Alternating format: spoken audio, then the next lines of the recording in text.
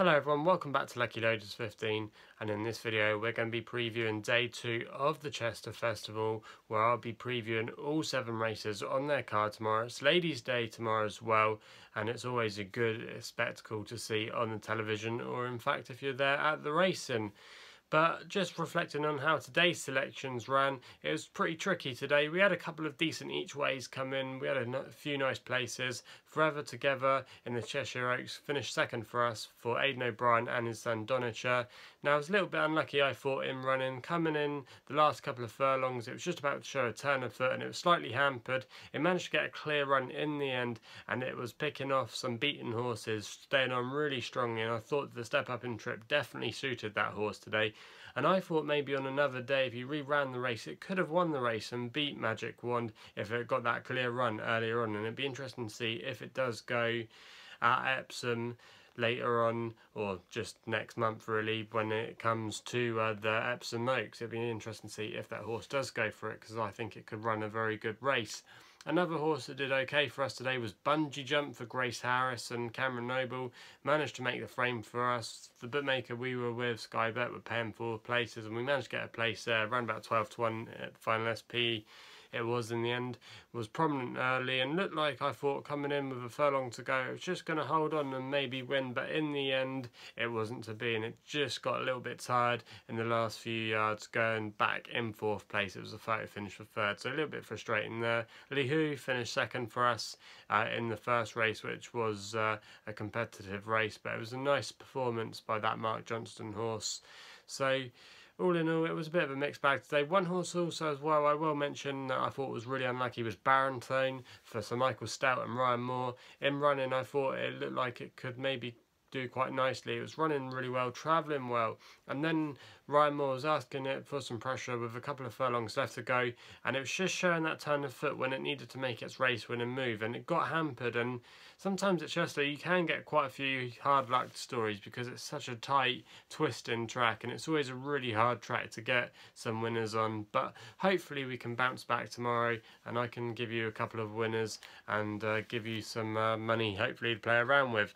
Anyway, the first selection tomorrow is in the first race in the 115. I'm going with a horse here called Reflektor, around about 7-1 bookmakers at the moment, trained by local trainer Tom Dascombe, and Roger Kingscote is booked for the ride. Bit disappointing that they didn't have any winners today, but I thought this one could give them a good run for their money tomorrow. Still 5 tomorrow, so it's a good draw for the short sprint trip, not too bad. Also as well, it's been a previous course and distance winner, which is always a good thing at Chester. Lots of course specialists often tend to run well at Chester, and this horse has had quite a good winter with 2 all-weather wins, and there was a decent 25 to 1 shot when it was then that day at Lingfield, so it's had a good all-weather campaign, and it's a little bit versatile on the ground. Wouldn't mind a little bit of cut because there is meant to be some rain forecast overnight at Chester, so it'd be interesting to see if the ground does ease a little bit. But I thought a 7 to 1 Reflektor wasn't a bad each way bet there.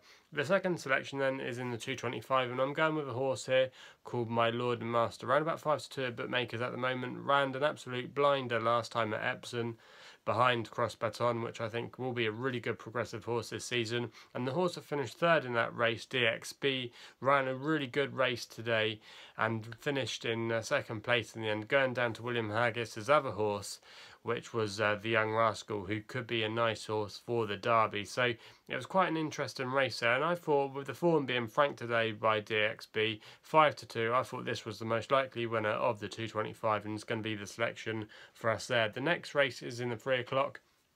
Going with a horse here called Vale of Kent, trained by Mark Johnston, and Joe Fannon's booked for the ride tomorrow. I thought it was going to be carrying a nice low weight tomorrow. Got an ideal plum draw in stool 1.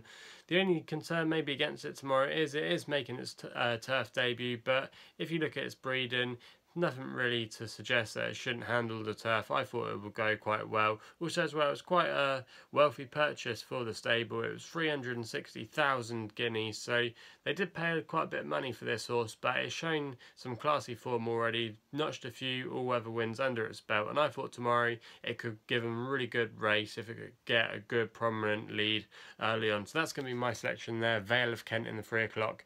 We then go to the 3:35, and wasn't so sure if Idaho, the full brother to Highland Reel, would win this race, which is trained by Aidan O'Brien. One I thought was a little bit overpriced and was definitely a good each way bet tomorrow was a horse called Danehill Kodiac, trained by Richard Hannon, and Sean Levy takes the ride. And obviously these two teamed up to win the 1,000 guineas on Sunday, so they could spring a surprise here tomorrow. It's around about 9-1 bookmakers at the moment, and this horse made a really good reappearance last time when it went up against Defoe, and Defoe went and franked the form when it ran a very good race at the weekend at Newmarket. So Defoe finishing second to that horse was a very good performance, and Danehill Kodiac probably maybe doesn't get enough credit than he deserves. And I thought really he could go really well tomorrow, and also as well he'll like a little bit of cutting the ground if it does rain. He's proven on softish ground, and I thought at 9-1 he could be overpriced, and the yard's going really well, and that's going to be my selection in the 335.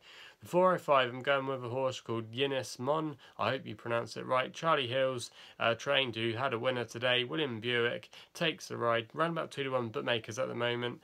Second last time at Newmarket when it was very green and gassy that day, but you'd like to think it definitely will improve for that run. It's got a good draw and stall free tomorrow, and I thought it could go really close and was the one they had to beat. Also as well, it beat Aidan O'Brien's runner that day, Van Beethoven, who went and won at the weekend over in Ireland very comfortably. And I thought really that this horse is the one they all had to beat, so that's going to be my selection there. We then go to the 435, and I'm going with a horse here called Knightly Spirit, around about 5-1 bookmakers at the moment, trained by Roger Varian. Andrea Azzini takes the ride. He'll be wanting to have a winner at the Chester Festival. This horse made its handicap debut last time out, where it finished in a creditable second place at Doncaster, and it's stepping up in trip tomorrow by 2 furlongs, and I thought that would definitely suit it. If you look at its pedigree, it's definitely related to a lot more stayers and sprinters in its pedigree. So I thought really going up in trip tomorrow could be a major player in the race, and I thought 5-1 wasn't a bad selection there. We then go to the last race, quite a competitive handicap. Quite hard to really fancy anything, I thought, but one that did catch my eye was a horse called Dark Devil, trained by Richard Fahey. Paul Hannigan takes the ride, and now in these colours, they're owned by a local doctor, I believe, and he had a couple of winners today, Richard Fahey, for this owner, and he always likes apparently to have winners at Chester. Now this horse has never been out of the first 3 every time it's raced at Chester, so that's a really good piece of course form there, so it should go well tomorrow. They definitely expecting a big run. The only downside is it is in stall 11 tomorrow, which is going to be a tricky draw, but over the longer trips, which this is 1 mile and 2 furlongs, it's not always as a major issue as the short sprint trip. So if we can get away handily tomorrow, he could be a danger in the race, and he's around about 9-1 bookmakers S. So they're the selections for day 2 of the Chester Festival. Let us know your predictions for tomorrow's horse racing action.